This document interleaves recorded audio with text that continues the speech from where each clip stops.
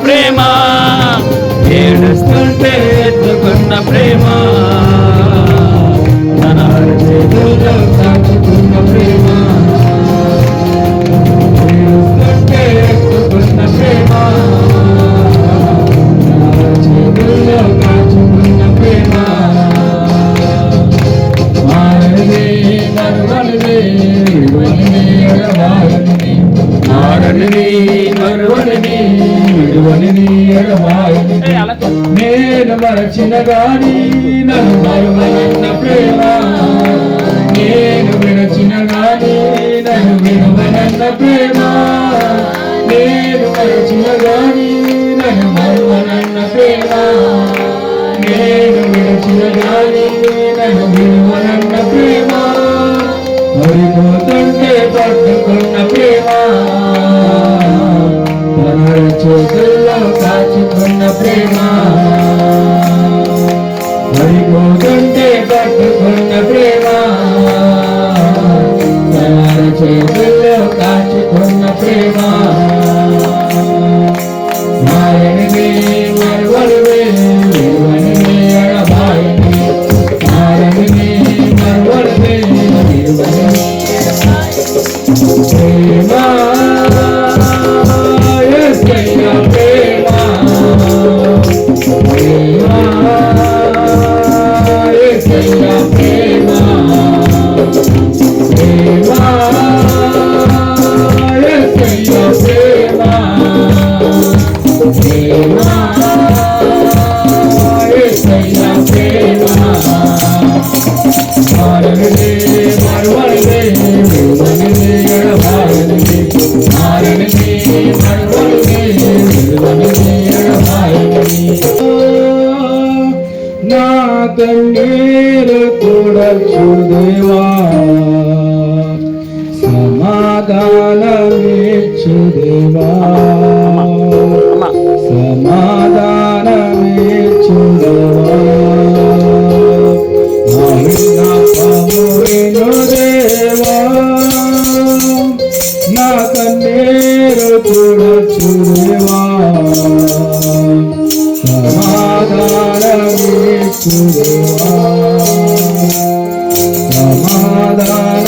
సమాధానమిచ్చుదేవా. నా శాపము తొలగింప సిలువను మోసితివే,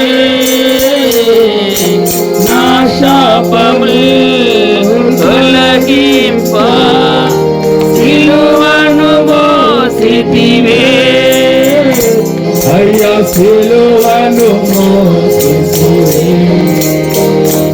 అయ్యా సిలువను మోసితివే. నా విన్నపము విను దేవా, నా కన్నీరు తుడచు దేవా, సమాధానమిచ్చు దేవా, సమాధానమిచ్చు దేవా. నా పాపము భరింప రక్తాన్ని కార్చితివే, నా పాపము భరింప రక్తాన్ని కార్చితివే, అయ్యా రక్తాన్ని కార్చితివే, అయ్యా రక్తాన్ని కార్చితివే. విన్నపము విను దేవా, నా కన్నీరు తుడచు దేవా, సమాధానమిచ్చు దేవా, సమాధానమిచ్చు దేవా. నా వ్యాధుల తొలగింప గాయాలు పొందితివే, నా వ్యాధుల తొలగింప గాయాలు పొందితివే, అయ్యా గాయాలు పొందితివే, అయ్యా గాయాలు పొందితివే. విన్నపము విను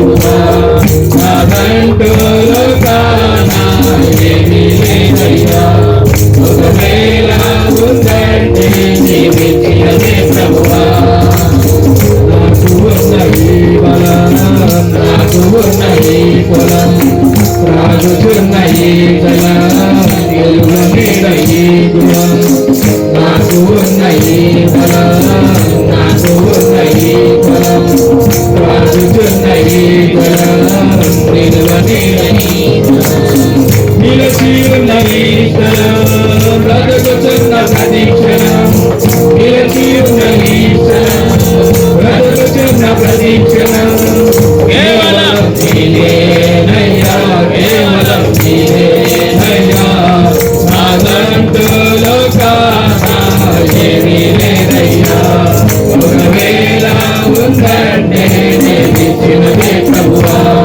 నాదంటూ లోకాన ఏమీ లేదయ్యా ఒకవేళ ఉందంటే నేనిచ్చినదే ప్రభువా నీవే నీవే ప్రభుత్వంగా నీవే నీవే నీవే ప్రభుత్వంగా నీవే నాదంటూ లోకాన ఏమీ లేదయ్యా ఒకవేళ ఉందంటే నీవిచ్చినదే ప్రభువా నాదంటూ లోకాన ఏమీ లేదయ్యా ఒకవేళ ఉందంటే నీవిచ్చినదే ప్రభువా భూమి మీద నీ మార్గము తెలియబడినట్లును అన్య జనులందరిలో నీ రక్షణ తెలియబడినట్లును దేవుడు మమ్మను కరుణించి మమ్మను ఆశీర్వదించును గాక ఆయన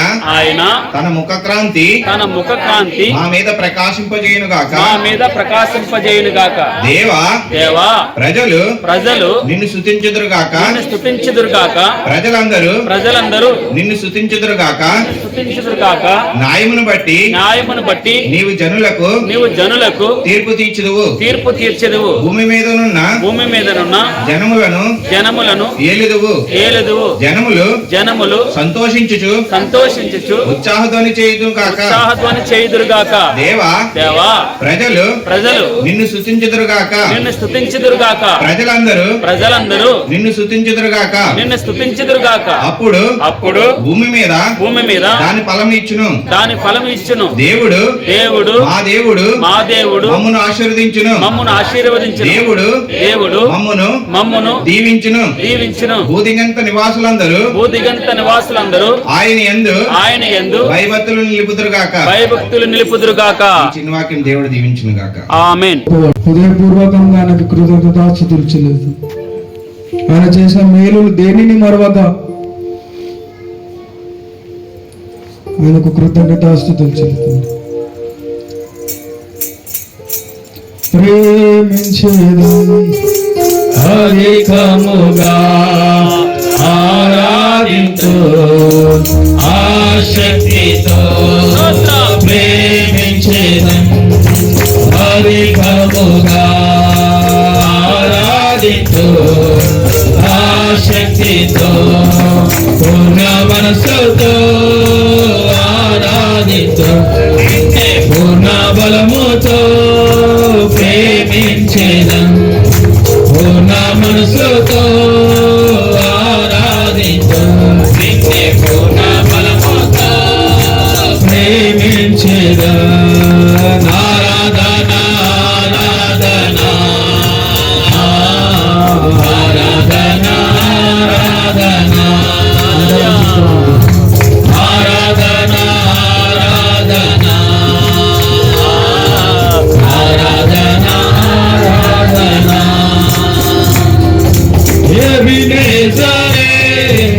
ఎబినేజరే ఇంతవరకు ఆదుకున్నావే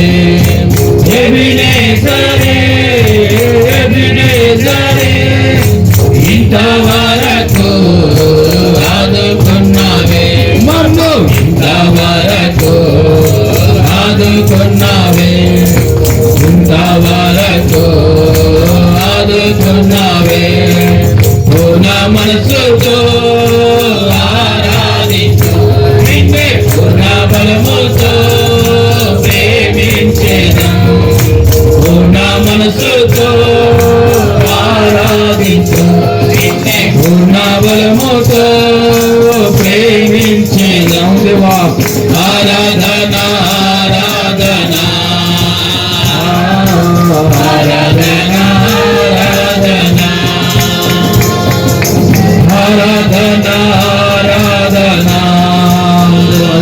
స్తోత్రం. ఆరాధనను ఆశీర్వదన వరానికి కృతజ్ఞతాస్తుతులు చెల్లిస్తున్నాం. ఎబినేజరే, ఎబినేజరే, ఇంతవరకు ఆదుకున్నావే. ఎబినేజరే, ఎబినేజరే, ఇంతవరకు ఆదుకున్నావే. నమ్ము ఇంతవరకు ఆదుకున్నావే. ఇంతవరకు ఆదుకున్నావే. నా మనసుతో ఆరాధించు, నిన్నే పూర్ణ బలముతో ప్రేమించెను. పూర్ణ మనసుతో ఆరాధించు, నిన్నే పూర్ణ బలముతో ప్రేమించెను. ఆరాధన ఆరాధన ఆరాధన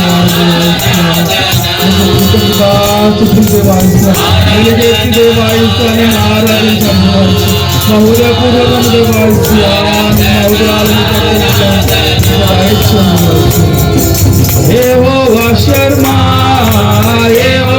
శర్మా తోడై నిలిచావే వందనమయ్యా. యెహోవా శర్మా శర్మా తోడై నిలిచావే వందనమయ్యా. మాకు తోడై నిలిచావే వందనమయ్యా. మాకు తోడై నిలిచావే వందనమయ్యా. పూర్ణ మనసుతో ఆరాధించు, నిన్నే పూర్ణ బలముతో ప్రేమించెదను. పూర్ణ మనసుతో ఆరాధించు, నిన్నే పూర్ణ బలముతో ప్రేమించెదను. ఆరాధన ఆరాధన ఆరాధన ఆరాధన ఆరాధన ఆరాధన ఆరాధన ఆరాధన. మనం అనుభవిస్తూ చెప్పాలి, మాటలతో కాదు. క్రియ ఉండాలి. విశ్వాసం అంటే ఏంటి? క్రియలతో ఉండాలి. మన సాక్షి జీవితం ఉండాలి. అప్పుడే మార్గము బయటకు వెళ్తాది, రక్షణ బయటకు వెళ్తాది. అలాగని కాకుండా నేను చెప్పేవాడిగా ఉండి చేయకుండా, నేను పాటించకుండా, నేను ప్రార్థించకుండా, నేను పాటలు పాడకుండా, నేను వాక్యం ధ్యానం చేయకుండా, నేను సాక్ష్యం లేకుండా ఉంటే మనుషులు మీ సత్క్రియలను చూసి నేనే దాచుకుంటూ ఉంటే, నేనే స్వార్థంతో ఉంటే ఏమవుతుందన్నా, మనుషులు మీ సత్క్రియలను చూసి పరలోకమంతన మీ తండ్రిని మహిమపరిచినట్లు వారి ఎదుట మీ వెలుగును అనగా యేసు క్రీస్తు వారిని ప్రకటింప చేయండి అని రాయబడింది కదండి. అలాగే దేవుడు మమ్మను కరుణించి మమ్మను ఆశీర్వదించును కాదు. మనం కష్టం ఉన్నా నష్టం ఉన్నా మనం ఎప్పుడు మన బయటికి బాధల్ని ఎప్పుడు ఇతరులతో చెప్పుకోకూడదు. ఒకవేళ చెప్తే సహోదరులతో చెప్పు పర్వాలేదు, సంఘంలో చెప్పు పర్వాలేదు, అయ్యా నాకు ఈ బాధ ఉంది ప్రార్థన చేయని చెప్పు. కానీ ఇతరులతో ప్రభువు నమ్మనటువంటి వారితో ఎప్పుడు చెప్పకూడదు. ఏమనంటే తెలుసా, నువ్వు ప్రభువు నమ్ముకుని ఏమైంది నీ స్థితిగతులు అంటారు. నీ ఇంట్లోనే బాగోలేదు కదా, నాకెందుకు చెప్తున్నావు అంటారు కదండి. అందుకే మన బలహీనతలు, మన వీక్నెస్ ఎప్పుడు కూడా ప్రభువుని నమ్మనటువంటి వారితో ఎప్పుడు చెప్పకూడదు. భగవంతుని కదా చెప్పాలి. నీ బాధలు తీర్చేవాడికి చెప్పాలి, అక్కడలు తీర్చేవాడికే చెప్పాలి, నీ అప్పు తీర్చేవాడికే చెప్పాలి, నీ ఆరోగ్యం బాగు చేసేవాడికే చెప్పాలి. భగవంతునికి మాత్రమే చెప్పుకోవాలి. దేవుడు మమ్మను కరుణించి మమ్మను ఆశీర్వదించును గాక. సంఖ్యాకాండం 6:24 యెహోవా నిన్ను ఆశీర్వదించి నిన్ను కాపాడును గాక. ఏమన్నమ్మా? యెహోవా నిన్ను ఆశీర్వదించి నిన్ను కాపాడును గాక. యెహోవా నీకు తన సన్నిధిని ప్రకాశింపజేసి నిన్ను కరుణించును గాక. భగవంతుని దగ్గరికి ఎందుకు రావాలి? ఎందుకు సహవాసంలోకి రావాలి? అక్కడికి వస్తే ఆయన ఆశీర్వాదం మనకు దొరుకుతుంది. అక్కడికి వస్తే ఆయన సన్నిధి మన మీద ప్రకాశింపజేస్తాడట. యెహోవా నీ మీద తన సన్నిధి కాంతి, భగవంతుని యొక్క సన్నిధిలో నుంచి వచ్చేటటువంటి కాంతి ఉదయింపజేసి నీకు సమాధానం కలుగు చేయను గాక. ఆయన వాక్యపు వెలుగులోకి రావాలి. ఆయన రెక్కల నీడ, రెక్కలలో కాదు, రెక్కలు వస్తూ ఉంటే ఆ నీడ, రెక్కల నీడ పడి కూడా ఆయన సన్నిధి కాంతి మనకి సంపూర్ణమైన ఆరోగ్యం. ఆయన రెక్కలట ఆరోగ్యమనిచ్చే రెక్కలు. ఆయన రెక్కల నీడ మనకు ఆరోగ్యం కల్పిస్తారు. మన అవమానాన్ని తొలగిస్తారు, మన బాధలను తీసివేస్తారు, మన కష్టాన్ని, మన దుఃఖాన్ని, అన్నిటినీ, మన వ్యాధుల్ని అది తగ్గిస్తుంది. ఆయన రెక్కల నీడ, ఆయన సన్నిధి కాంతి ఏమనుందమ్మా? యెహోవా నిన్ను ఆశీర్వదించును గాక. ప్రభువా యెహోవా నిన్ను ఆశీర్వదించును గాక, ఆశీర్వదించి నిన్ను కాపాడును గాక. యెహోవా నీకు తన సన్నిధి ప్రకాశింపజేసి నిన్ను కరుణించును గాక. ఇశ్రాయేలుకి ఆ రోజున ఆ యొక్క అభిషేకం దొరుకుతుంది. ఈ రోజున ఆ మాట నీకు నా మాట, నీకు నాకే మనం అనుభవించుకోవాలి, మనం యాక్సెప్ట్ చేయాలి, మన హృదయపూర్వకంగా దాన్ని రిసీవ్ చేసుకుంటే యెహోవా నీకు తన సన్నిధిని ప్రకాశింపజేసి నిన్ను కరుణించును గాక. యెహోవా నీ మీద తన సన్నిధి కాంతి ఉదయింపజేసి నీకు సమాధానం కలుగు చేయడు గాక. తెస్సలోనికీయులకు రాసిన మొదటి తెస్సలోనికీయుల పత్రిక 5-3 వచనంలో ఉంటుంది కదా, సమాధానకర్తయగు దేవుడే. ఎవరమ్మా? సమాధానకర్తయగు దేవుడే మిమ్మల్ని సంపూర్ణంగా పరిశుద్ధపరచును గాక.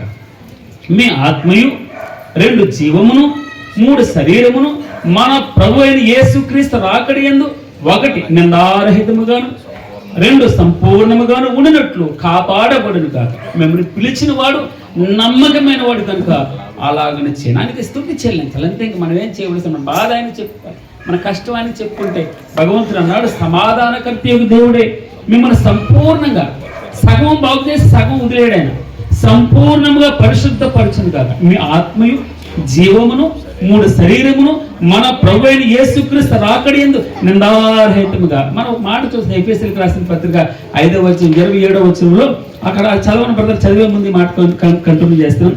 శరీరమును మన ప్రభు అయిన యేసుక్రీస్తు రాకడ యందు నిందారహితముగాను సంపూర్ణముగాను ఉండినట్లు కాపాడబడును గాక.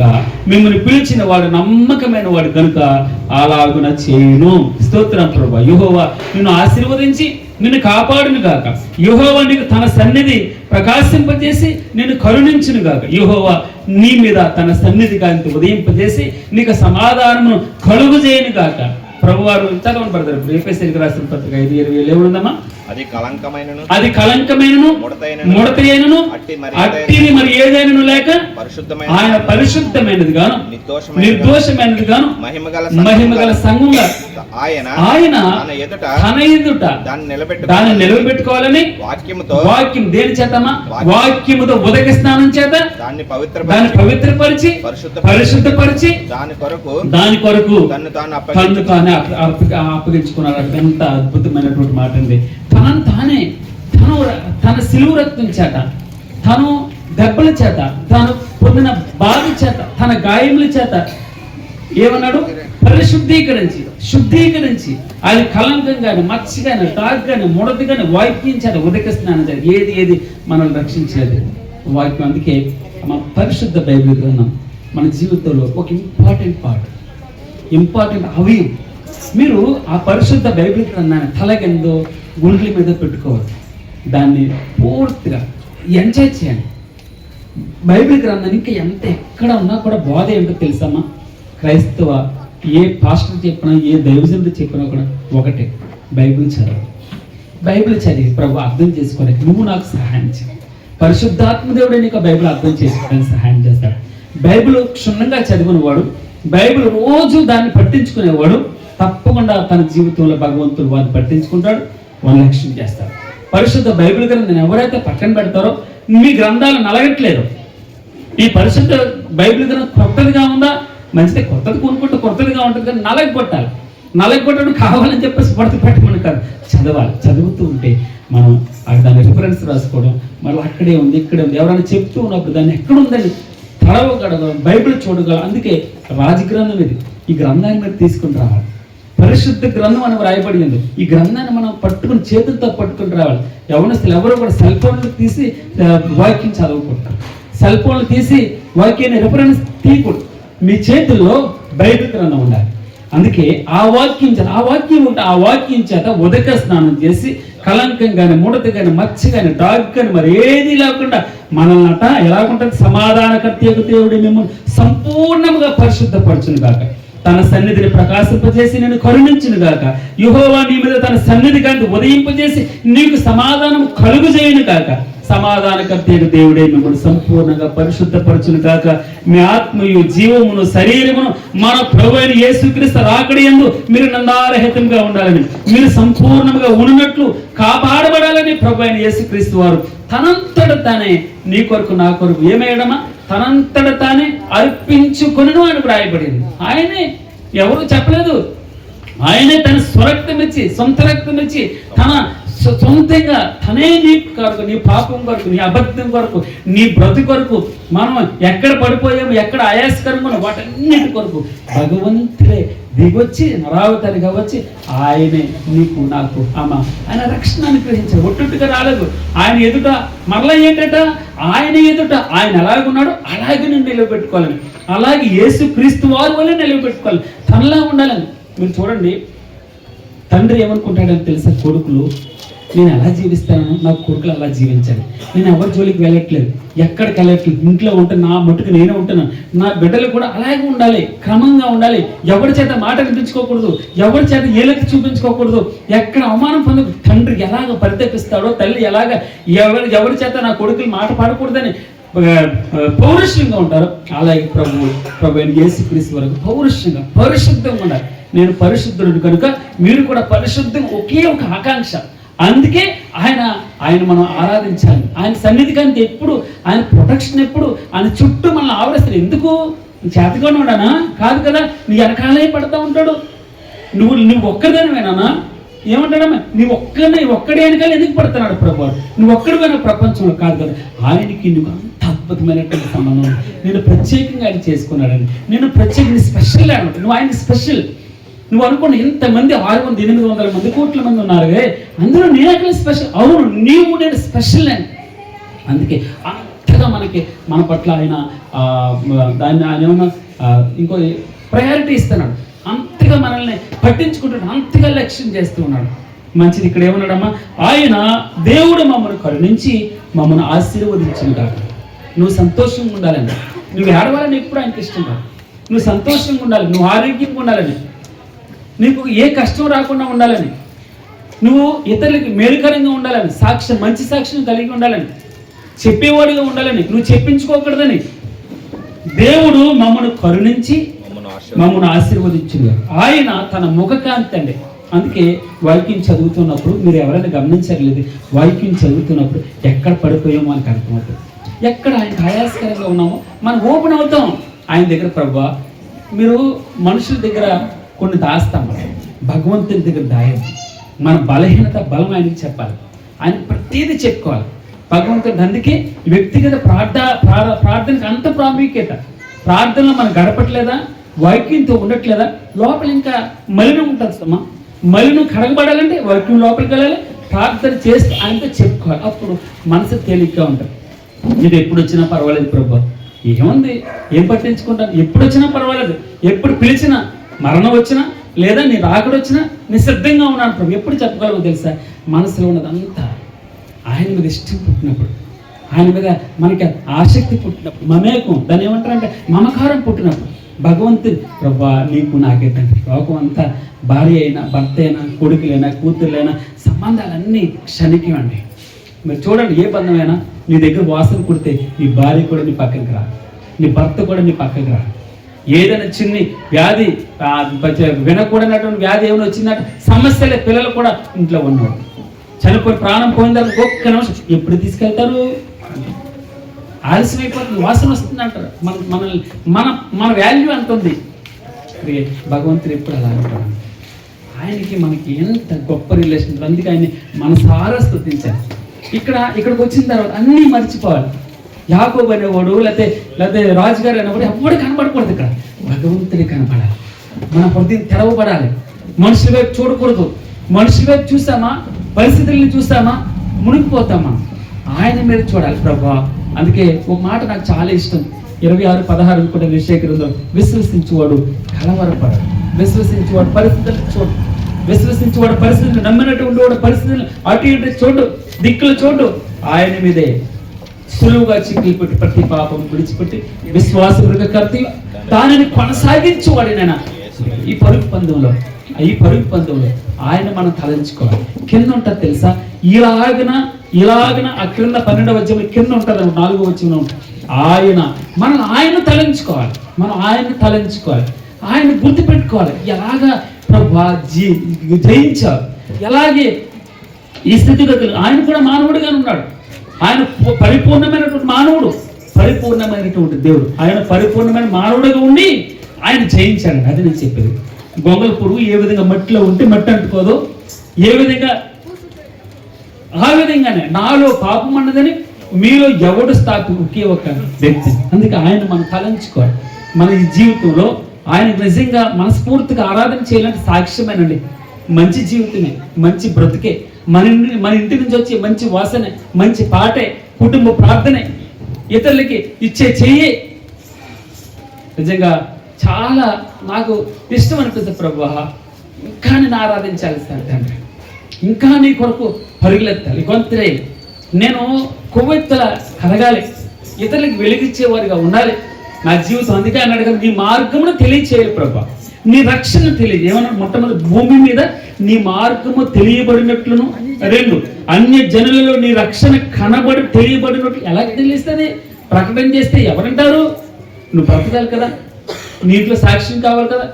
నేనే అలాగుండి, నేనే పడిపోయిన స్థితిలో ఉండి, నా బిడ్డలు పడిపోయిన స్థితి, నా భార్య పడిపోయిన స్థితి, నా కుటుంబం పడిపోయిన స్థితి, వాసన వస్తుంటే క్రీస్తు వాసన ఎలాగ వస్తాయి? అందుకే క్రీస్తు వాసన రావాలంటే మనం ఒకటే మొట్టమొదట ఈ మనం ఆరాధనకి వెళ్తాం, మనంతరం మనమే సరి చేసుకోవాలి, మనంతరం మనమే చూసుకోవాలి. అందుకే ఏ రోజుకి ఆ రోజు సరి చేసుకోవాలి, ఏ రోజుకి ఆ రోజు పెర్ఫెక్ట్ చేసి ఈ క్షణం వస్తే ప్రభుని సిద్ధంగా ఉన్నాను. ఇది నేను చెప్పేది. చెప్పడం చెప్తారండి, పాటించద్దు అంటారు. నేను ఒక రోజు ఒక వాక్యం చెప్తుంటే మాటలు చెప్పొచ్చు అంటారు. నేను మాట చెప్పే ముందు ఆలోచిస్తాను, నేను అలాగే ఉంటున్నానా లేదా ప్రభు, నన్ను సరిచేయండి చెప్పిన తర్వాత, లేకపోతే ఆ డబుల్ శిక్ష పడుతుంది. బోధించేవాడికి డబ్బులు కాదు, అనేక రెట్ల శిక్ష ఉంటుంది. అందుకే మనం చెప్పేటటువంటి వాడు చేయాలని, ప్రభువా నేను ఆ మాట ప్రకారం ఉంటున్నాను లేదా, నేను ఉంటున్నానే లేదా అని ఆలోచన చేస్తాను. నేను ఒక మాట చెప్పాను, ఒక చిన్న దాన్ని ఏమంటారు ఆఫీస్ నుంచి మనది కానీ ఒక చిన్న పేపర్ పట్టుకొస్తే, మన పేపర్ పట్టుకొస్తే మనం ఏం చేస్తాం? పరలోక రాజ్యాన్ని మిస్ చేసుకుంటాం. అయితే నేను అక్కడ నాకు బిస్కెట్లు పెడతాను కదా, ఒక 2 బిస్కెట్ పట్టుకుని జేబులు వేసుకున్నాను. నాకు ఇచ్చిందే, అక్కడ తినకుండా జేబులు వేసుకుని ఇంటికి వచ్చి ప్రభువా నేను పరలోక రాజ్యం మిస్ అవుతానేమో, ఈ బిస్కెట్ పట్టుకెళ్ళిపోయి మళ్ళీ వెనక్కి పట్టుకెళ్ళి అక్కడ పెట్టేసి వచ్చాను. మీరు అర్థమవుతుందన్నమాట. మన జీవితంలో భయం రావాలి, చిన్న విషయాలు నమ్మకంగా ఉండాలి ప్రభు దగ్గర. చిన్న విషయాలు నమ్మకంగా ఉండాలి, పెద్దవి కాదు, చిన్న విషయాలు నమ్మకంగా ఉండి ప్రభు రాకడ కొరకు ఎలా ఉన్నదమ్మా? నిందారహితముగాను, 2 చదవను బ్రదర్, సమాధానకర్తయగు దేవుడే మిమ్మల్ని పరిపూర్ణంగా పరిశుద్ధపరచును గాక, మీ ఆత్మయు జీవమును శరీరమును మన ప్రభువైన యేసుక్రీస్తు రాకడ యందు నిందారహితముగాను సంపూర్ణముగాను ఉండినట్లు కాపాడబడును గాక. మిమ్మల్ని పిలిచినటువంటి వాడు నమ్మకమైన వాడు కనుక అలాగూ చేస్తాడు. ఆయన మాట ఇచ్చి మాట తెప్పడానికి నరుడు కదా, ఆయన చేయి కొరచి కాలేదు రక్షింపనట్లు. భగవంతు నామమునకు మహిమ కలుగును గాక. 3వ వచనం, దేవా ప్రజలు నిన్ను స్తుతించుదురు గాక. 67వ కీర్తన 3వ వచనం, దేవా ప్రజలు నిన్ను స్తుతించుదురు గాక, ప్రజలందరూ నిన్ను స్తుతించుదురు గాక. మనం నిజంగా మనస్ఫూర్తిగా ఆయన స్తుతిస్తున్నామా లేదా మనంతా మనమే పరిశీలించి చూస్తున్నామంటే, నోటితో స్తోత్రం ప్రభువా స్తోత్రం అని చెప్పడమే కాదు, మన బ్రతుకు కూడా మన మాట క్రియ, మాట చెప్పడం క్రియ, పనులు కూడా అలాగే ఉండాలి. మన మాట ఇచ్చి తప్పపోకూడదు. మనం మాట ఇచ్చి తప్పకపోతే అప్పటికి ఇప్పటికి తేడా ఉండదు. అందుకే మన ప్రవర్తన మునుపు ఒక విధంగా ఉంది, ఇప్పుడు ఒక విధంగా ఉంది. మునుపు వేరే విధంగా ఉంది, ఇప్పుడు వేరే విధంగా. మునుపు మనం మాట ఇచ్చి తప్పేవారు, మనం అసమాధానంగా ఉండేవారు, భార్యని తిట్టేవారు, భార్యని కొట్టేవారు, భర్త పట్ల అసహ్యంగా ప్రవర్తించేవారు. ఈ రోజున ఆయన చూస్తున్నాడు. అందుకే ఈ రోజు మీ దాపరికలేని జీవితాలు, సెల్ ఫోన్కి ఎంతమంది సెల్ ఫోన్కి మీరు లాకులు వేశారు, ఎంతమంది సెల్ ఫోన్లు మీ ఇంట్లో వాళ్ళందరికీ మీ లాకులు తెలుసు, మీ పాస్ వాళ్ళు తెలుసు. మీ పాస్ వాళ్ళు చెప్పలేదా మీ అమ్మకి నాన్నకి ఎన్ని పరలోక రాజ్యం రావు. మీ అమ్మకి మీ నాన్నకి సెల్ ఫోన్ యొక్క పాస్వర్డ్ చెప్పట్లేదా, నువ్వు పరలోక రాజ్యానికి వెళ్ళు. భగవంతుడు చెప్తాను, నా మాట కదా. మన దాపరికలు లేని జీవితాలు అంటారు. ఆ రోజున అవ్వ ఆదాములు దిగంబరులుగా ఉన్నారు అని వ్రాయబడి ఉంటుంది. దిగంబరులుగా ఉండి వారు సిగ్గునెరగా లేదు అని వ్రాయబడి ఉంటుంది. అంటే దాని అర్థం ఏంటి తెలుసా? దాపరికం లేనటువంటి జీవితం. దాపరికం ఉండకూడదు. పాపం ఉంటే దాపరికం ఉంటుంది. అందుకే పాపం ఉన్నవాడు పరిశుద్ధినిగా ఉండలేడు, పాపం ఉన్నవాడు ఆరాధన చేయలేడు. అందుకే భగవంతుడు నీతో నాతో ప్రజలందరూ స్తుతించాలి. ఎలా నీవు నన్ను స్తుతించాలంటే నిజంగా మన భగవంతుని దగ్గర ఒప్పుకోవాలి. ప్రభువా నా సెల్ ఫోన్ పాస్వర్డ్ లేదు, నా సెల్ ఫోన్ మా నాన్నకి మా అమ్మకి తెలుసు, నా సెల్ ఫోన్ మా అకౌంట్ పాస్వర్డ్ మన పిల్లలకి తెలియాలి, మన భర్తలకు తెలియాలి, మన భార్యలకు తెలియాలి. నిజంగా భగవంతుడు నాతో పలికించే మాట అమ్మ చిన్న చిన్న విషయాలు నమ్మకంగా ఉండాలని ప్రభు కోరుకున్నాడు. ఎక్కడో పెద్ద పెద్ద ప్రసంగాలు వింటి భయపడినా దేవుడు ఇచ్చేటటువంటి వాక్యం ప్రభు నేను ఎలాగున్నా నా జీవితం ఎలాగుంది, నా పరిస్థితి ఎలాగుంది, నా ఇల్లు ఎలాగుంది, నా ప్రభు నేను సరి చేసుకుంటాను తండ్రి, నేను నీకు నమ్మకంగా ఉంటాను. నువ్వు వచ్చినప్పుడు ఎత్తపడాలి, నిందారహితంగాను ఎలా ఉండాలి, నిందారహితం నిన్ను స్తుతించేవాడుకు ఉండాలి. ప్రభు యేసుక్రీస్తు రాకడి నిందారహితంగాను సంపూర్ణంగా ఉండాలి. సగం కాదు భక్తి. మన మాట ఇది ఇక్కడికి వచ్చింది నీకు తెలుస్తుంది విషయం, నీ సెల్ ఫోన్ దగ్గరకు వస్తే విషయం తెలుస్తుంది, నీ బ్రతుకు దగ్గరికి, నీ ఆఫీస్ టేబుల్ దగ్గరికి వెళ్తే నీ విషయం తెలుస్తుంది. భగవంతుడు చూసే దేవుడు అమ్మ ఆయన దగ్గర దాపరకు ఉండదు. అందరి హృదయంలో ఎరిగిన వాడు దేవుడు. 2వ అధ్యాయము చివరి వచనంలో రాయబడి అందరిని ఎరిగినటువంటి, అందరి పరిస్థితిని ఎరిగినటువంటి వాడు. మన మోకాలు ఎలాగుంది, మన ప్రార్థన ఎలాగుంది, మన వాక్యం చదువు ఎలాగుంది, మన జీవితం ఈ రోజున ఆఖరి రోజు ఇల్లు ఖాళీ చేస్తున్నాం. ఇల్లు ఖాళీ చేసేటప్పుడు అసహ్యమైనవన్నీ పడేస్తాం, మనం పనికొచ్చి పట్టుకొస్తాం. బేబమ్మ గారు అన్నది ఇల్లు ఖాళీ చేయమన్నారన్నా అన్నారు. నేను అన్నాను ఆమెతోటి, అమ్మకు పని చేయి, ఆ ఇరిగిపోయి అన్నీ పడేస్తానన్న, కొత్త కొనేస్తాను అన్నది. తన అర్థం ఏంటి తెలుసా? మన పాప జీవితం ఇరిగిపోయింది, మన పాప జీవితం పాడైపోయింది, మురిగిపోయి టమాటాలు పట్టుకెళ్తాం కొత్త ఇంట్లోకి. ఆ కొత్త ఇల్లు ఎందుకొని నూతన సంవత్సరంలోకి రేపు వెళ్ళబోతున్నాం. మనం ఆరాధన చేసాం మన పాత జీవితాన్ని, రోత జీవితాన్ని. ఇదిగో పాతవన్నీ కత్తించి కొత్తగా మారుతాను. ప్రతి సంవత్సరం, ప్రతి ఏడు, ప్రతి రోజు కొత్తగా రావాలి, కొత్తగా జన్మించాలి, మారు మనసు రావాలి. రోజు ఆయన ఆరాధించేటప్పుడు, ఆయన కాళ్ళ మీద పడిపోయినప్పుడు ఒక్క మాట చాలండి, ఒక్క మాట చాలు, ఒక్క మాట థ్యాంక్ యూ లాడ్ అని చెప్పగలరు. ఎప్పుడు తెలుసా? పాపాన్ని అసహ్యంగా మనం వ్యసన పడినప్పుడు మన జీవితాలు పాపం ప్రభావం దీన్ని ముట్టుకుంటాను. క్షణికమైనటువంటి సుఖం వైపు, ఒక 5 నిమిషాల సుఖం వైపు నేను ఎలనేలను ప్రభు నిరంతరము నా తండ్రి ఆనందపడే రోజు ఆయనతో. ఒక చిన్న వైపు ఆఫీసులో చిన్న పేపర్ గుర్తుపడ్డామా, చిన్ని కన్నుల ఆనందం సెల్ ఫోన్లో ఒక వ్యసనం. మనం ఏదైనా ఒక సీరియల్ చూస్తామా, సినిమాలు చూస్తామా, వేరే చూస్తామా, మన పరలోక రాజ్యాన్ని మిస్ చేస్తాం. మనకు తెలియట్లేదు. భగవంతుడు అన్ని లెక్కలోకి వస్తాయి. ఆ రోజున ఆయన బటన్ నొక్కుతాడు. మన జీవితం చిన్నప్పటి నుంచి లాస్ట్ చనిపోయే రోజు వరకు ఆయన ప్రతి రికార్డయ్యాడు. మన భయంతో భక్తి వస్తాయా? అవి మంచివైనా చెడ్డవైనా నీకు న్యాయం తీర్చే దేవుడు ఆయన. ఈ రోజున గొర్రెపిల్లగా కనపడుతున్నాం, న్యాయం తీర్చే దేవుడు. తప్పకుండా ఆయన న్యాయం పేట ముందర మనం కూర్చోబెట్టాలి. ఎందుకంటే మన దాపరకు లేని ప్రజలు ఈ రోజు ఇంకా ఏమైనా దాపరకులు ఉన్నాయి, ఇంకా సెల్ ఫోన్లకి లాకులు ఉన్నాయో, పాస్వర్డ్లు ఉన్నాయో, ఇంకా ఏమైనా దాచుకుంటున్నామో భగవంతుడు ఆయన సెలవిస్తున్నాడు కదా. మన దాపరకు లేని జీవితాలు ఉండాలి. అప్పుడు ఆయన మనం స్తుతించగలం, మనం ఆరాధించగలం. అందుకే దేవ ప్రజలు నిన్ను స్తుతించుదురుగా. ప్రజలందరూ ఆయన స్తుతించాలంటే పరిశుద్ధత ఒకటే క్వాలిఫికేషన్. 2 న్యాయమును బట్టి నీవు జనములకు తీర్పు తీర్చుదువు, భూమి మీద ఉన్న జనములను ఏలేదువు, జనములు సంతోషించి ఉత్సాహధ్వని చేయునుగాక. దేవా ప్రజలు నిన్ను స్తుతించుదురుగాక, ప్రజలందరూ నిన్ను స్తుతించుదురుగాక. అప్పుడు భూమి తన ఫలమిచ్చును. అప్పుడు భూమి దాని ఫలమిచ్చును. దేవుడు మా దేవుడు మమ్మల్ని ఆశీర్వదించి. ఎంత మంచి మాట అండి. మనం ఆయన దగ్గరకు వచ్చినప్పుడు ఆయన లోటు ఉండదు, మనకు కష్టం ఉండొచ్చు, బాధ ఉండొచ్చు, ఇరుకుండొచ్చు, మనల్ని ఆశీర్వదించబడిన వారిగా ఉంటాం. ఒకటే సూత్రం, పరిశుద్ధత ఒకటే సూత్రం. మన క్రమమైనటువంటి జీవితం, క్రమం అంటే సమయపాలన, సమయం పాటించడం క్రమం. దేవుడు చెప్పినటువంటి మాట ఎలా ప్రేమిస్తున్నావు, ఎలా దేవుని ప్రేమిస్తున్నాం, మనం ఎలా ప్రేమిస్తున్నామో దేవుణ్ణి. దేవుని ఏ విధంగా ప్రేమిస్తున్నాం చెప్పండి. ఏమన్నా మీ నుంచి రెస్పాన్స్ రాదు. దేవుని ఏ విధంగా ప్రేమిస్తున్నాం? దేవుణ్ణి ప్రేమించేవాడు ఏం చేస్తాడు? ఆయన ఆజ్ఞలను గైకుంటాడు, ఆయన మాట వింటాడు. ఇప్పుడు ఒక దేవుడు యేసుక్రీస్తు వారు ఒక ఉపమానం చెప్తాడు. పెద్దోడు వచ్చాడు, ఒరే పలానా కొంచెం గడ్డు కోసుకొని రావాలి వెళ్ళు అన్నాడు. వెళ్తాను డాడీ, అదంత పని అని చెప్పి క్రికెట్కి వెళ్ళిపోయాడు. క్రికెట్ ఆడి ఏం చేయాలి వాడు? పొలం వెళ్ళి గడ్డు కోసుకుంటూ రావాలి, పచ్చ గడ్డు కోసుకుని రావాలి. ఉదాహరణకు మీకు చెప్తాను, అందరికీ అర్థం అవ్వాలని. అది చిన్నోడు అన్నాడు, చిన్నోడిని పిలిచి ఇలా గడ్డు కోసుకుని రాను. లేదు డాడీ నేను క్రికెట్ ఆడుకోవాలి అన్నాడు. అని వాడు ఏం చేశాడు? పొలానికి వెళ్ళి పచ్చగడ్డ కోసుకుని గేదెకి వేశాడు. ఎవడు గొప్పడు? చిన్నవాడు గొప్పడు. అంటే దాని అర్థం ఏంటి? ఎవడు ప్రేమించాడు దేవుణ్ణి? డాడీ నేను ఎంత డాడీ అని చెప్పేసి పచ్చగడ్డ పోయినాక వెళ్లకుండా క్రికెట్కి వెళ్ళాడు. వాడు గొప్పడా? నేను వెళ్ళను డాడీ క్రికెట్ ఆడుకోవాలని చెప్పి పచ్చగడ్డ కోసుకొచ్చినప్పుడు గొప్పడా?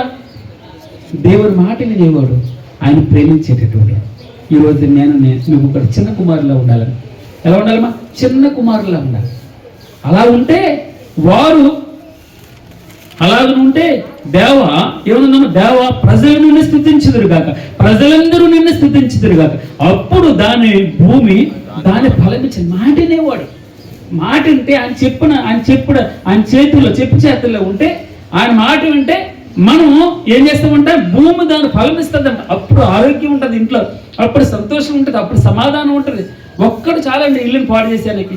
ఒక్క చిన్న పాపం చాలండి, ఒక్క చిన్న అబద్ధం చాలండి. మన శరీరానికి కల్మషం చిన్ని కణమే దాని మొత్తం శరీరం అంతా అనారోగ్యాన్ని ఇస్తుంది. చిన్ని తొక్కలో ఎవడన్నా సీదాడు అనుకోండి, తోపుకి మన తుమ్ముతాడు, వెళ్ళి మీద ఆడుతుంది ముక్కు మీద, అదే చాలు. అందుకే మాస్కులు కట్టుకోమన్నారు. భగవంతు నామమునకు మహిమ కలుగును గాక. అప్పుడు భూమి దాన్ని ఫలమిచ్చును. మా దేవుడు మమ్మను ఆశీర్వదించను, దేవుడు మమ్మను దీవించును. ఉదయింత నివాసులందరూ ఆయన యందు భయభక్తులు. గొప్ప అద్భుతమైనటువంటి కీర్తన, 67వ కీర్తన. మన సాక్షి జీవితం మనం ఆరాధించాలంటే ఆరాధనకు వెళ్తున్నాం. ఆయన మనస్ఫూర్తిగా ఎలా వెళ్తున్నాం? ఆయన మాట ప్రభువా ఇంకా ఏమైనా పాత రాత జీవితం ఉందేమో, ఇంకా ఎక్కడ నేను ఆయాసకరమో, ఇంకా పాతి పెట్టుకున్నానేమో, ఇంకా నా సెల్ ఫోన్లకి లాగులు పెట్టుకున్నానేమో, ఇంకా దాపరికి ఉందేమో ప్రభువా, నీ బలలో చేయవేస్తున్నాను, ఇంకా నాకు ప్రత్యేకమైన స్పెషల్ జీవితం ఉందేమో. మన జీవితం భగవంతునికి ఇష్టంగా ప్రభువా ఏముంటుంది తీసుకెళ్ళి ఏముంటుంది, నా బ్రతుకులు ఏముంటుంది, ఏం పట్టుకోవాలి, సాధన చేయి, ఇలాగే ఏం చెప్తావు నాకు, నా జీవితం అంతా కూలంకషంగా భగవంతుని ఎరుకని చెప్పగలగాను. అప్పుడు నిజమైన ఆరాధన, అప్పుడు మనం ఆయన చేతుల్లో చేయగలం, ఆయన రక్తంలో మన నోటితో తాగలం. భగవంతుడు ఈరోజు నీకు నాకు ఇచ్చేది మంచిగా ఆరాధన చేయాలి, ఆయనకి సంతోషంగా ఉండాలి. నిజమైన ఆరాధన మనం సాగిలు పట్టడం తెలుసమ్మా, సజీవ యాగం. మనల్ని సమర్పించుకోవడం. ప్రభా నా దగ్గర ఏమీ లేదు తండ్రి, దాపరకు లేదు ప్రభా, నాకు బలహీనత ఉంటే ఆయనతో చెప్పుకోవడం, బాధ ఉంటే ఆయనతో చెప్పుకోవడం, ఇది ఏమైనా ఏదైనా డిస్కనెక్ట్ చేసుకోవడం, ఆయనకు ఆయాసకరమైనది ఏమైనా ఉంటే ప్రభా చెప్తాను. ఆయనతో నిరంతరం సంతోషం. ఆయన దీవించుకోడు. ఏమనుందమ్మా? దేవా ప్రజలు నిన్ను స్థుతించుదురు గాక, ప్రజలందరూ నిన్ను స్థుతించుదురు గాక, దేవా ప్రజలు నిన్ను స్థుతించుదురు గాక, ప్రజలందరూ నిన్ను స్థుతించు. అప్పుడు భూమి దాని ఫలమిచ్చును. దేవుడు మా దేవుడు మమ్మును ఆశీర్వదించును. చదవనమ్మా, దేవుడు మా దేవుడు మమ్మును ఆశీర్వదించును, దేవుడు మమ్మును దీవించును. స్తోత్రం ప్రభా. ఇంత గొప్ప దేవునికి మనం ఈరోజున ఆరాధన చేయడానికి మనసులో కల్మషం ఉందా, మనసులో దాపరిక ఉందా, భగవంతుని తెలియని వేరే జీవితం ఉందా, వేరే మనకి యావిగేషన్స్ ఉన్నాయా? ఈరోజున మనస్ఫూర్తిగా ఆయన దగ్గర ఒప్పుకున్నాం. అదే గొప్ప ఆరాధన అండి, అదే గొప్ప ఆరాధన. పురుషుల్లోకి ఇద్దరు, స్త్రీలోకి ఇద్దరు మనం ఆరాధన చేద్దాం. లేదా ప్రేరేపింపబడితే కొంతమంది ఎక్కువ మంది చేయండి, ప్రాబ్లం లేదు. కానీ మనం మిగిలినటువంటి వారు మనంతరం మనమే పరిశీలన చేసుకో. ఇతరులు ఏలెత్తి చూపిస్తే వేరే విధంగా ఉంటుంది. నీ బతుకు ఏంటి, నువ్వేంటి అంటాం మనం. అందుకే భగవంతుని దగ్గర ఆయనతో కంపేర్ చేద్దాం. భగవంతుడు ఎలా ఉంటే అలా మనం ఉండాలని ఆయన ఇష్టపడుతున్నాడు. ఆయన క్రీస్తు వారు వలె ఉండాలని ఆయన ఇష్టపడుతున్నాడు. ఆయన చేతులు ఆయనలో పాలుభాగస్తులం అవుతున్నాం. ఆయన చేతిలో ఆయన శరీరం మీద చేయి వేస్తున్నాం. ఆయన రక్తాన్ని మనం ముట్టుకున్నాం అంటే దాని అర్థం ఏంటి తెలుసా? ఆయనలో పాలుభాగస్తులుగా అవుతున్నాం. ఆయనలో మారడానికి ప్రయాసపడతాం, ఆయనలో ఉండడానికి ఇష్టపడుతున్నాం. ఆయన నీలో నా మార్చి ప్రభా, నాలో పాత జీవితం, రోత జీవితం, నీకు ఆయాసకరమైనది, ఇతరుల పట్ల అసూయ, ఇతరుల పట్ల కక్షలు, తారతమ్యాలు, మత ద్వేషాలు ఏమైనా ఉంటే ప్రభా తొలగించి తండ్రి. ప్రభా నా కనులు బానిస అయిపోయాయి తండ్రి. నా కనులు ఆయన వేరే వాటికి నాయన వాక్యం వైపు రావట్లేదు, వాక్యం వైపు ఆకర్షణ రావట్లేదు, మోకరుల నుంచి అవ్వట్లేదు. నన్ను ఏదో తలంపులు వస్తున్నాయి ప్రభా. ఏ సెల్ ఫోన్ ముట్టుకుంటే ఏదో కంటిన్యూగా రొటేట్ అయిపోతుంది ప్రభా. తండ్రి నా జీవితం అంతా టైం వేస్ట్ చేస్తున్నాను ప్రభా. నేను స్తుతించే సమయాన్ని, వాక్యం చెప్పే వాక్యాన్ని, వాక్యం చదివే సమయాన్ని, ప్రార్థన చేసే సమయాన్ని, వాక్యాన్ని ధ్యానం చేసే సమయాన్ని వృధా చేసుకుంటాను. నా జీవితం కంపు జీవితం అయిపోతుంది ప్రభా. తండ్రి దయతో క్షమించని మనం అడుగుదాం. ఎవరికి ఏ బలహీనతలు ఉన్నాయి, ఎక్కడ పడిపోతున్నాను, ఎక్కడ కోపం ఉందో, మన తల్లిదండ్రులు ఏ విధంగా చూస్తున్నాం, మన అత్తమామలు ఏ విధంగా చూస్తున్నాం, మన కుటుంబీకులు ఏ విధంగా చూస్తున్నాం, ఇరుగు పొరుగు వారిని ఏ విధంగా మనంతా మనమే పరిశీలన చేసుకుందాం.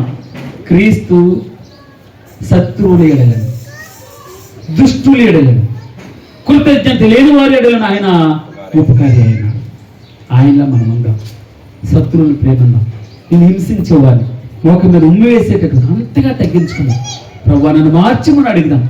నువ్వు పరిశుద్ధులు కనుక మేము కూడా పరిశుద్ధంగా ఉండాలని ప్రభు పాదాలు పట్టుకున్నాం. ప్రభువే ఆయనే, ఆయన నిందారహితంగా పరిపూర్ణంగా మన ఆయన ఎదుటి నిలబెట్టుకుంటాడు. ఇక నా 2023 అయిపోయింది. ఎన్నో సంవత్సరాలు గడిచిపోతున్నాయి. రోజు వెంబడి రోజు వెళ్ళిపోతుంది. కళ్ళు తెరిస్తే సాయంత్రం అయిపోతుంది, మళ్ళీ ఇంకో రోజు వస్తుంది, ఇంకో సంవత్సరం వచ్చేస్తుంది. నా జీవితంలో కూడా ప్రభువా తండ్రి దయతో మమ్మల్ని క్షమించండి, నీలో మార్చింది ప్రభు. నీ బలలో చేయి వేస్తుండగా నా తండ్రి మమ్మల్ని మార్చింది తండ్రి, మమ్మల్ని మార్చింది ప్రభు. ఆరాధన చేద్దాం, పాపం ఒప్పుకొని ఆరాధన చేద్దాం. నోటి మాటలతో కాదు, క్రియతో. ఇతరులకు ఎవరికి చెప్పదు, పైకి ఏం చెప్పుకోక్కర్లేదు. భగవంతునితో చెప్పి ప్రభు నా సిచ్యువేషన్ ఇది, నా పరిస్థితి ఇది, ఆరాధన చేయడానికి నాకు అవకాశం కల్పించే, నిన్ను స్తుతి చేయడానికి నన్ను పరిశుద్ధిగా మార్చుంటాను, నీ బలం మీద చేయి వేయడానికి, నాయన నీ యొక్క రక్తం మీద రక్తాన్ని ముట్టుకోవడానికి నాకు అర్హత కల్పించు ప్రభు. పాత జీవితం, రోత జీవితం అయ్యా నన్ను క్షమించు, నన్ను శుద్ధీకరించని ఆరాధన చేద్దాం. ప్రభు దగ్గర ఒప్పుకుందాం, ఆరాధన చేద్దాం.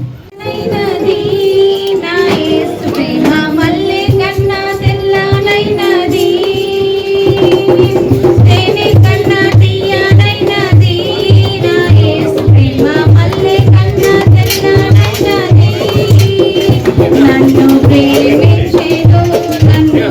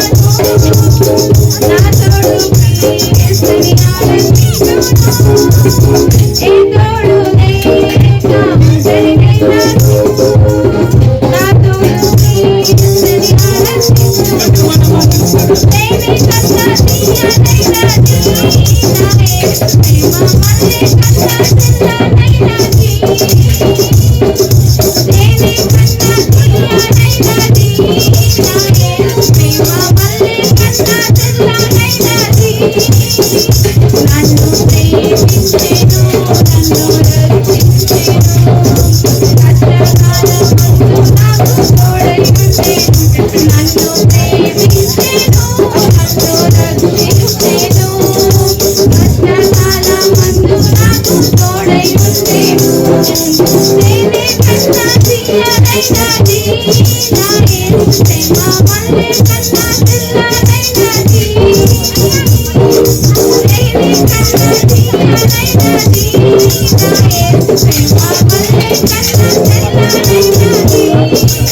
అపోస్తలుడైన పౌలు ఏమంటాడంటే ఆయన శ్రమలలో పాలివాడుట ఎట్టిదో ఎరుగు నిమిత్తమును సమస్తమును నష్టపరుచుకొని వాటిని పెంటతో సమానముగా ఎంచుకొనుచున్నాను అంటాడు.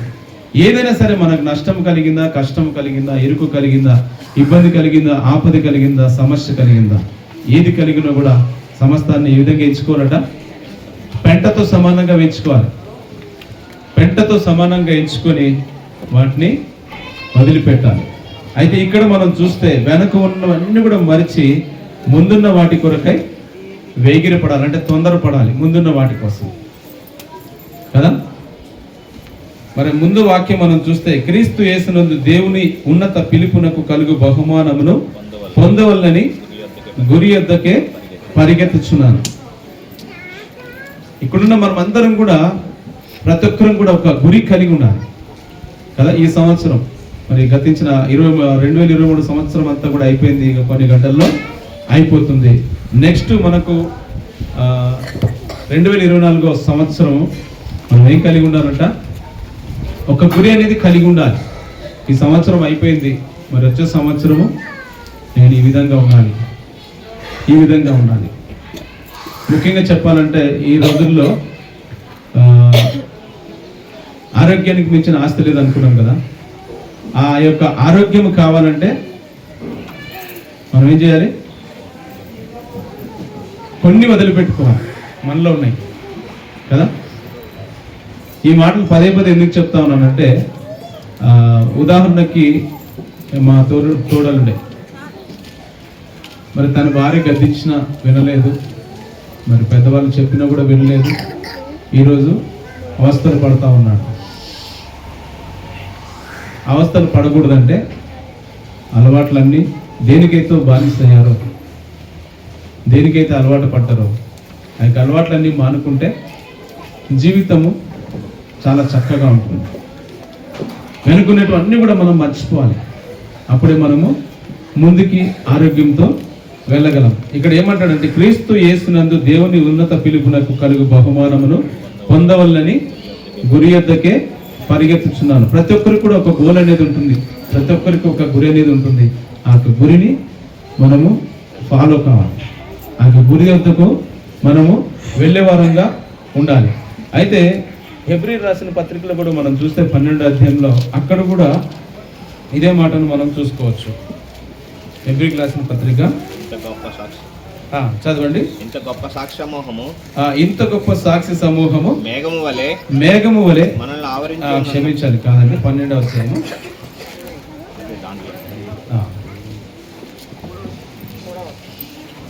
12వ అధ్యాయము 2వ వచనం చదవండి. సులువుగా చిక్కులు పెట్టి పాపం చదవండి. సులువుగా చిక్కులు పెట్టి పాపమును విడిచిపెట్టి విశ్వాసమునకు కర్తయు దాన్ని కొనసాగించి వాడునైనా యేసు వైపు చూస్తూ మన ఎదుట ఉంచబడిన పందెములో ఓపికతో పరిగెత్తదము. ఆయన తన ఎదుట ఉంచబడిన ఆనందము కొరకై అవమానమును నిర్లక్ష్యం పెట్టి సిలువను సహించి దేవుని సింహాసనం యొక్క కుడి పార్శ్వమున ఆసీనుడై ఉన్నాడు. దేవుని యొక్క పరిశుద్ధ నామానికి స్తోత్రం. హల్లెలూయా, హల్లెలూయా. ఈ సంవత్సరం ఎంతమంది సంతోషంగా ఉన్నారు? అందరు సంతోషంగా ఉన్నారు కదా. ఎందుకంటే ఈ సంవత్సరం అయిపోయింది, దీనికి వీడుకోలు పలుకుతూ కొత్త సంవత్సరానికి స్వాగతం పలుకుతున్నాం కదా. అంటే అన్ని రకాలుగా దేవుడు కాచి కాపాడి భద్రపరిచి ఈ యొక్క దినం వరకు క్షేమంగా ఉంచినందుకు సంతోషం కదా. అయితే రెట్టించిన సంతోషంతో మనము 2024 సంవత్సరంలో అడుగు పెట్టాలి. అయితే బ్రదర్ ఇంతకుముందు చెప్పారు కదా, కొన్ని ప్రకటనలు కూడా చేస్తారని. ముగింపులు ఏం చెప్పను, ఇప్పుడే చెప్తాను. ఎందు గురించి అంటే మరి క్యారల్స్కి వచ్చిన కానుకల గురించి చెప్పారు, మరి ఖర్చు ఎంత అయిందో కూడా చెప్పారు, తన దగ్గర బ్యాలెన్స్ ఎంత ఉందో కూడా చెప్పారు కదా. అయితే మరి మేము కొంతమంది పెద్దలు అనుకొని రేపటి దినం కోసం, రేపటి ప్రేమ విందు కోసము మరి కొంతమంది ముందుకు వచ్చారు. మరి సంఘం ముందు ప్రకటన చేస్తే ఇంకొంతమంది కూడా వస్తారు. అంటే ఎవరికి తోచిన సహాయము వారు చేయొచ్చు. రేపటి దినం కోసం అని చెప్పేసి ఒక ఇద్దరు సహోదరులు స్వీట్ హాట్ అనగా స్వీట్ ఐటమ్ ఒకరు, మరి చికెన్, ఇంతకుముందు చికెన్ వద్దనుకు బిర్యానీ వద్దనుకున్నాం కదా, కానీ రేపు మొక్కనే కావాలి కదా. అయితే చికెన్ ఒకరు స్పాన్సర్ చేస్తున్నారు, పేర్లు చెప్పొద్దన్నారు.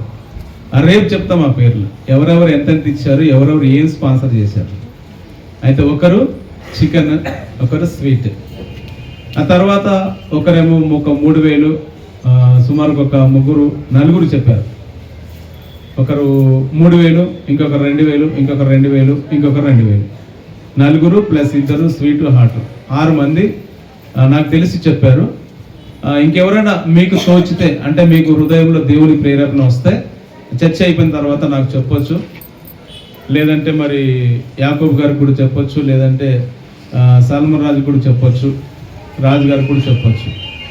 అంటే మేము ఇంత ఇస్తాం, మాతో ఈ శక్తి, అంటే మాకు ఇంత శక్తి కలదు, ఇంత ఇవ్వగలమని. ఇవ్వకపోయినా పర్వాలేదు, అంటే దేవుడు ప్రేరేపిస్తే మీరు ఇవ్వచ్చు రేపటి కార్యక్రమం కోసం అని చెప్పేసి ప్రకటన చేస్తూ ఉన్నాం.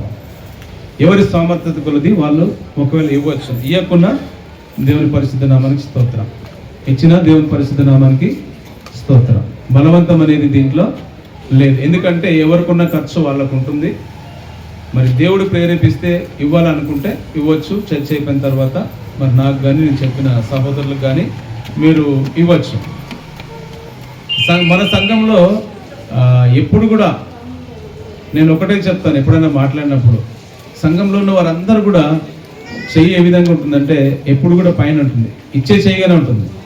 ఎవరు కూడా ఇప్పటి వరకు ఏ యొక్క అంటే కష్టం వచ్చినా, ఎలాంటి ఇబ్బంది వచ్చినా సంఘానికి, మన సంఘంలో అంటే మనం అపోస్తల కార్యంలో దీంట్లో 1 కొరింథీలో మనం చూస్తాం కదా, 2 కొరింథీ అనుకుంటాను, అక్కడ వారి యొక్క సామర్థ్యం కంటే ఎక్కువ ఇచ్చిన నిరుపేద సంఘం అయినా కూడా వారి యొక్క సామర్థ్యం కంటే ఎక్కువగా ఇచ్చినట్టు మనం చూస్తాం. అనేక సార్లు మనం అక్కడ వాక్యంలో చూస్తూ ఉంటాం ఏదైనా సందర్భం వచ్చినప్పుడు. అంటే వారు నిరుపేదలైనా కూడా వారు ఇచ్చే విషయంలో, ఒకసారి చదవండి ఆ వాక్యాన్ని, వారు నిరుపేదలైనను వారి దాతృత్వము బహుగా విస్తరించను. చాలు దేవునికి పరిశుద్ధ నామానికి స్తోత్రం. అయితే ఇచ్చే విషయంలో వారి యొక్క దాతృత్వము బహుగా విస్తరించినట్టుగా మనం చూస్తా ఉన్నాం. అయితే సంఘంలో కూడా నేను అంటాను, ఒకప్పుడున్న స్థితి ఇప్పుడు సంఘంలో ఉన్న వారికి లేదు. ఒక మంచి స్థితిలో ప్రతి ఒక్కరి స్థానం కూడా మనం చూస్తే, ఒకప్పుడు స్థాయి ఇప్పుడు స్థాయి మనం చూస్తే, అప్పుడు 10% ఉండొచ్చు, ఇప్పుడు 100% ఉంది. నేను చూడటం నాకు తెలిసిన వరకు సంఘంలో చాలా మంది నిరుపేద స్థితి ఉంది. ఈరోజు ఒక మంచి స్థాయిలో దేవుడు అందరిని ఉంచాడు, చాలా మందిని, ఒక్కరిని కూడా విడవకుండా దేవుడు అందరినీ కూడా ఆశీర్వదించినట్టుగా నేను చూస్తా ఉన్నాను. సుమారుగా సంఘం స్టార్ట్ చేసి 27 సంవత్సరాలు అవుతుంది. 96లో సంఘాన్ని స్థాపించారు దైవజనులు ఇమ్మానుయేల్ మద్దూరు గారు. అయితే అప్పటి నుంచి ఇప్పటి వరకు మనం చూస్తే చాలా రెట్లు మరి పెరిగినట్టుగా, అంటే 10% నుంచి 100% వరకు అందరినీ కూడా దేవుడు ప్రతి ఒక్కరిని కూడా ఆశీర్వదించినట్టుగా మరి నేను చూస్తా ఉన్నాను. అందరికీ తెలిసిన విషయం ఇది, కాకపోతే ఎందుకంటే ఒక మాట చెప్పాలన్నట్టుగా చెప్తా ఉన్నాను. అంటే దేవుడు ఎప్పుడు కూడా మనం ఇస్తే ఆయన తిరిగి మనకు ఇచ్చే దేవుడుగా ఉంటాడు. కరెక్టేనా? ఖచ్చితంగా. ఎందుకంటే మనం ఎప్పుడైతే తగ్గించుకుంటామో దేవుడు అప్పుడు మనలను హెచ్చిస్తాడు. ఎప్పుడైతే మనల్ని హెచ్చించుకుంటామో, నేను అనే గర్వం ఉంటుంది అనుకోండి, అప్పుడు దేవుడు నీ సైడ్ కూడా చూడడు, పడేస్తాడు కదా. క్రైస్తవులందరూ కూడా గమనించాల్సిన విషయం, ఎప్పుడు కూడా నేను అనే స్వభావం రాకూడదు. అహంకారానికి ముందు గర్వానికి ముందు నాశనం వస్తుంది కదా. ఎప్పుడైతే అహంకారం ఉంటుందో, ఎప్పుడైతే గర్వం ఉంటుందో, ఎప్పుడైతే నేను అనే స్వభావం ఉంటుందో, అప్పుడు ఖచ్చితంగా దేవుడు నాశనానికి దారి చూపిస్తాడు. క్రైస్తవులను మనం ఎప్పుడు కూడా తగ్గింపు కలిగి జీవించాలి.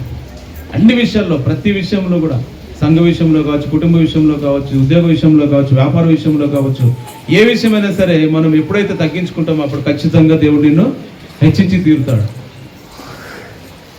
ఆయన మనం ఎప్పుడు భయభక్తులు కలిగి ఉండాలి, కానీ అహంకారంతో, గర్వముతో సామెతల్లో మనం చూస్తాం కదా, నెత్తికి వచ్చే కనులు నెత్తికి ఎక్కిన వారి తరము కలదంట కదా. ఎవరైనా తీసి చదవండి. ఎప్పుడైతే మన యొక్క కళ్ళు నెత్తికి వస్తాయో అప్పుడు దేవుడు చూస్తూ ఉంటాడు మనల్ని. కన్నుల నెత్తికొచ్చి తరము, కన్నులు నెత్తికి వచ్చిన వారి తరము కలదు, వారి కన్నురెప్పలు ఎంత పైకెత్తబడి ఉన్నవి. చాలండి. దేవునికి పరిశుద్ధ నామానికి స్తోత్రం. ఎప్పుడైతే మన యొక్క కన్నులు నెత్తికి వస్తాయో అప్పుడు దేవుడు నిన్ను విడిచిపెడతాడండి ఖచ్చితంగా.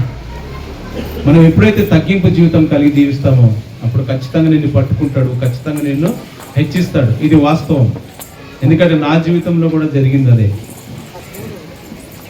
ఇంతకుముందు నా సాక్ష్యం అంటే నేను వాక్యం చెప్పినప్పుడు కూడా చెప్పాను. గతంలో మరి నేను నా భార్య సపరేట్గా కిరాయికి ఉన్నప్పుడు చెప్పాను కదా ఇంతకుముందు, అగ్గిపెట్టె కోసం ₹1 అగ్గిపెట్టె కోసం పావుల ₹10 ఉన్నాయి. అప్పుడు 5 పైసలు ఉన్నాయి నాకు తెలిసి, 5 పైసల నుంచి కూడా తెలుసు నాకు. అయితే ఆ సమయంలో ఆటాన కొరకు అనగా ₹10 కోసం ఇల్లంతా వెతికిన రోజు ఉందండి. దేవుడు ఈరోజు ఒక ఉన్నతమైన స్థానంలో నిలిపాడు. అంటే ఈ రకంగా ప్రతి ఒక్కరిని కూడా దేవుడు ఆశీర్వదించి ఒక ఉన్నతమైన స్థలములో, ఒక ఉన్నతమైన స్థాయిలో, ఒక ఉన్నతమైన పొజిషన్లో దేవుడు ప్రతి ఒక్కరిని ఉంచాడని నేను నమ్ముతా ఉన్నాను. దేవుని యొక్క పరిశుద్ధ నామానికి స్తోత్రం. హల్లెలూయా, హల్లెలూయా. ఎందుకంటే ఈ 2023 సంవత్సరము మరి అందరికీ దేవుడు ఆశీర్వాదం ఇచ్చాడు. 2024 సంవత్సరంలో ఇంకను అత్యధికముగా ఆశీర్వాదాన్ని దేవుడు ఇవ్వబోతా ఉన్నాడు. మనం చూస్తే సంవత్సరానికి ఒకసారి వచ్చేవాళ్ళు చాలా మంది ఉంటారు. ఈరోజు రాత్రికి ఏముందండి, వాచ్ నైట్ సర్వీస్ ఉంది కదా. సంవత్సరానికి ఒకసారి వచ్చి చాలా మంది దేని గురించి వస్తారు కదా, వాగ్దానాల గురించి వస్తారు. వాగ్దానాలు తీసుకుంటారు చాలా మంది. తీసుకొని ఏం చేస్తారు, అందులో మంచిది వచ్చిందా, దేవుడు నిన్ను ఆశీర్వదించును అని వచ్చింది అనుకోండి, సంతోషిస్తారు. లేకపోతే దేవుడు నీ ఎదుట శాపమును దీవెన ఉంచుతున్నాడు అంటే దాన్ని పక్కకు పెట్టేసి మళ్ళీ వేరే తీసుకుంటారు కదా. ఎప్పుడు మనకి ఏం కావాలి, శాపాలొద్దు, కష్టాలొద్దు, ఇరుకులొద్దు, ఇబ్బందులొద్దు, ఆపదలొద్దు, అనారోగ్య పరిస్థితులొద్దు, సమస్యలొద్దు. ఏం కావాలి, ఎంతసేపు ఆశీర్వాదాలే కావాలి. ఎప్పుడు కూడా మనము ఆశీర్వాదాలు తీసుకునే వారంగా ఉంటే మరి శ్రమలు ఎవరికి కావాలి కదా. దేవుడు 1 పేతురు 4వ అధ్యాయము ఒకసారి చూద్దాం. 4వ అధ్యాయం 1వ వచనం చూడండి. క్రీస్తు శరీరమందు శ్రమ పడిన కనుక మీరును అట్టి మనస్సును ఆయుధంగా ధరించుకున్నాడు. చాలా ముందు తర్వాత చదువుకున్నాం. దేవునికి పరిశుద్ధ నామానికి స్తోత్రం. హల్లెలూయా, హల్లెలూయా. అయితే మనము సేవించే దేవుడు, మనం ఆరాధించే దేవుడు, మనం స్తోత్రించే దేవుడు, మనం స్తుతులు చెల్లించే దేవుడు ఏమయ్యాడంటే ఇక్కడ చెప్పాలి, శ్రమ పడ్డాడు కదా. అంటే మనం ఏం చేయాలి, సంతోషించాలా, మనం కూడా శ్రమ పడాలి కదా.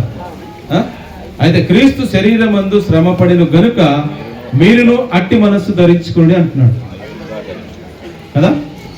అదే ఫిలిప్పీయులకు రాసిన పత్రికలో మనం చూస్తే అక్కడ రెండో అధ్యాయము, ఇక్కడ తర్వాత వద్దాం, 2వ అధ్యాయం 5వ వచనంలో ఒకసారి చూద్దాం. అక్కడ ఫిలిప్పీయులు క్రీస్తు యేసునకు కలిగిన ఈ మనస్సు మీరును కలిగి ఉండు. అక్కడ ఏ మనస్సు అంటున్నాడు పేతురులో? దేవుడు ఇక్కడ ఏం చేశాడంటే క్రీస్తు శరీరమందు శ్రమ పడిన గనుక మీరును అట్టి మనస్సును ఆయుధంగా ధరించుకోండి. ఇక్కడేమంటాడు, క్రీస్తును కలిగిన ఈ మనస్సు మీరును కలిగి ఉండు. అంటే ఏ మనస్సు, తగ్గింపు కలిగిన మనస్సు, రిక్తులుగా చేసుకున్నాడు ఇక్కడ కదా. ముందు వచనం చదవండి. ఆయన దేవుని స్వరూపము కలిగిన వాడి ఉండి ఆ దేవునితో సమానముగా ఉండుట విడిచిపెట్టకూడని భాగ్యమని ఎంచుకోలేదు కానీ. చాలండి. ఇక్కడ గాని అని ఉంది కదా, గానిలోనే ఉంది గూని కదా. అంటే ఎందుకంటే ఇక్కడ ఏమంటున్నాడంటే ఆయన దేవుని స్వరూపము కలిగిన వాడై ఉండి, దేవుని స్వరూపము కలిగిన వాడై ఉండి ఏం చేశాడు? ఈ లోకానికి వచ్చాడు. నశించిన దాన్ని వెతికి రక్షించుటకు మనిషి కుమారుడు ఈ లోకమునకు వచ్చనని మనం తిమోతి పత్రికలో చూస్తాం. ఇక్కడేమంటాడంటే ఆయన దేవుని స్వరూపము కలిగిన వాడై ఉండి దేవునితో సమానముగా ఉండుట విడిచిపెట్టకూడని భాగ్యమని ఎంచుకోలేదండి. ఈ లోక రీతిగా మనం చూస్తే ఇప్పుడు ఒక సపోజ్ మన ప్రాంతంలో ఎమ్మెల్యే వచ్చారనుకోండి, ఆయన స్టేజ్ మీద కూర్చొని ఉన్నాడు, మనం కూడా మనల్ని ఒకవేళ ఆహ్వానించాడు అనుకోండి స్టేజ్ మీదకి, మనం ఎంత సంతోషిస్తాం? గంతులు వేస్తాం కదా, గంతులు వేస్తాం, ఆయన దగ్గర ఫోటోలు దిగుతాం. అనేక మందికి మన ఫ్రెండ్స్ కావచ్చు, సంఘస్థులు కావచ్చు, వ్యాపారం చేసే దగ్గర కావచ్చు, లేదంటే ఉద్యోగం చేసే దగ్గర కావచ్చు, ఏం చేస్తాం మనం? చూపించి డబ్బు కొట్టుకుంటాం, అబ్బా నేను ఎమ్మెల్యే పక్కన కూర్చున్నాను, నాకు ఎమ్మెల్యే తెలుసు, నాకు ఎమ్మెల్యే పరిచయం, ఈ రకంగా అంతా డబ్బా కొట్టుకుంటాం కదా. కానీ ఇక్కడ దేవుడు ఏం చేశాడండి? ఏం చేసి చదవండి ఒకసారి. ఆయన దేవుని స్వరూపము కలిగిన వాడై ఉండి దేవునితో సమానముగా ఉండుట విడిచిపెట్టకూడని భాగ్యమని ఎంచుకోలేదండి. మనము దరిద్రతను అనుభవిస్తున్నామని ఆయన ధనవంతుడిగా ఉండి కూడా మన కోసం ఆయన దరిద్రుడయ్యాడు కదా. ఆ మాట ఒకసారి చదవండి. కొరింథీయులకు రాసిన పత్రిక కదా, ఒక్కసారి ఆ మాట చదవండి.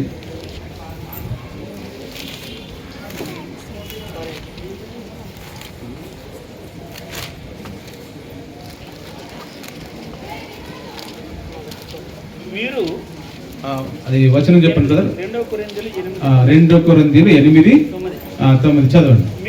మీరు మన ప్రభువైన యేసుక్రీస్తు కృపను ఎరుగుదురు కదా, మన ప్రభువైన యేసుక్రీస్తు కృపను ఎరుగుదురు కదా, ఆయన ధనవంతుడై మీరు తన దారిద్ర్యం వలన ధనవంతులు కావాలని మీ నిమిత్తము దరిద్రుడైన. చాలండి, దేవునికి పరిశుద్ధ నామానికి స్తోత్రం. చూడండి ఎంత గొప్ప దేవుడు కదా.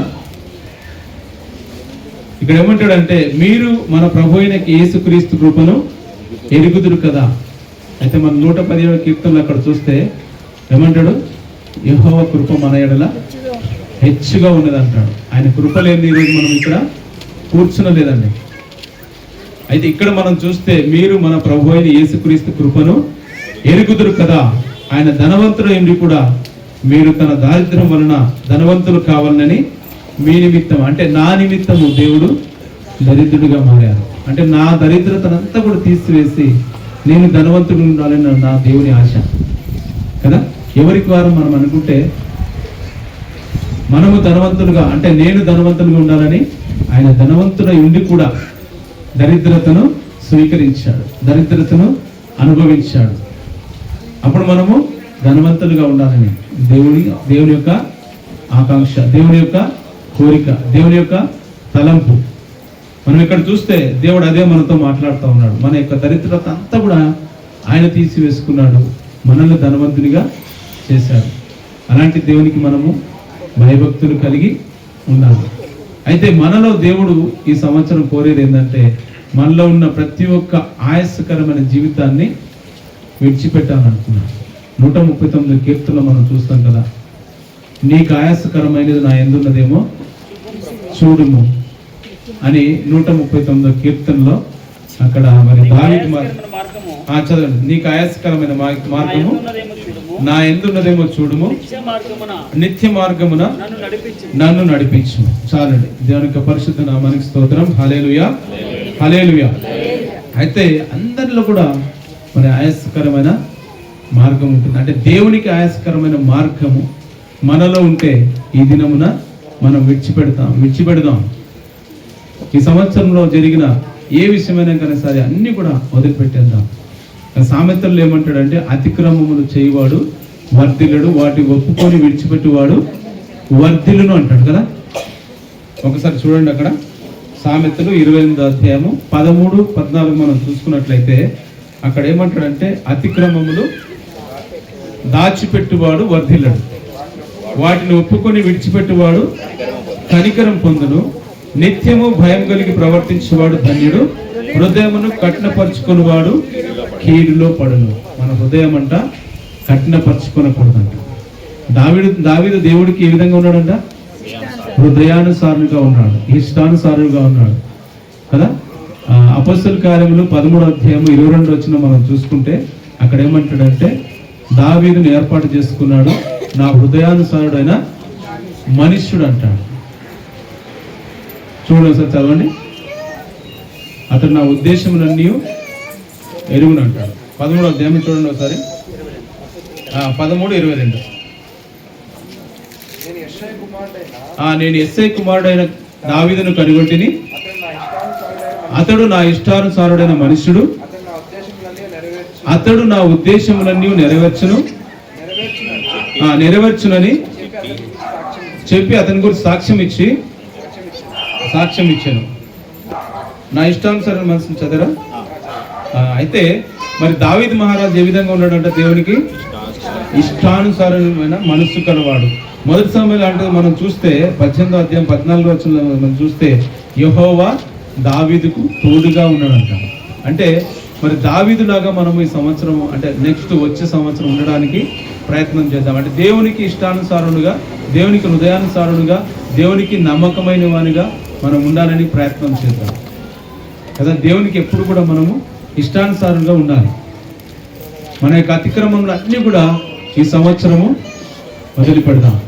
అంటే ఆఖరి కొన్ని గంటల్లో ఉన్నాం. ఈ కొన్ని గంటల్లో మనకున్న ప్రతి ఒక్క అతిక్రమం అంటే మనకున్న ప్రతి యొక్క అలవాటు ఏదైనా సరే మనం అన్నీ కూడా తీసివేద్దాం. మన నూతన సంవత్సరంలో నూతన ఆలోచనలతో, నూతన తలంపులతో 2024 సంవత్సరంలో అడుగు పెడదాం. మనకున్న ప్రతి పరిస్థితిని తీసివేసుకుందాం. మరి 1 కొరింథీ పత్రిక 11వ అధ్యాయము 28వ వచనంలో అక్కడ ఏమంటాడంటే, కాబట్టి ప్రతి మనుషుడు తన్ను తాను పరీక్షించుకొనవలెను అంటాడు. అదొక్క మాట చాలు, ముందు వెనక మనకు అవసరం లేదు. కాబట్టి ప్రతి మనుషుడు తన్ను తాను పరీక్షించుకొనవలెను చాలు. ఈ యొక్క మాటను మనం జ్ఞాపకం చేసుకుందాం. ఈ దినమున ఈ యొక్క మధ్యాహ్న కాల సమయంలో ఈ యొక్క మాటను మనము తీసుకొని వెళ్దాం. మనల్ని మనం పరీక్షించుకుందాం. మనలో ఏదైతే దేవునికి వ్యతిరేకంగా ఉందో, ఏదైతే దేవునికి బలహీనంగా ఉందో వాటిని అన్నిటిని కూడా తొలగించుకుందాం. 2024 సంవత్సరంలోకి అడుగు పెడదాం. దేవుడి కొద్ది మాటలను దీవించి ఆశీర్వదించి మహిమ పొందును గాక. ఆమేన్.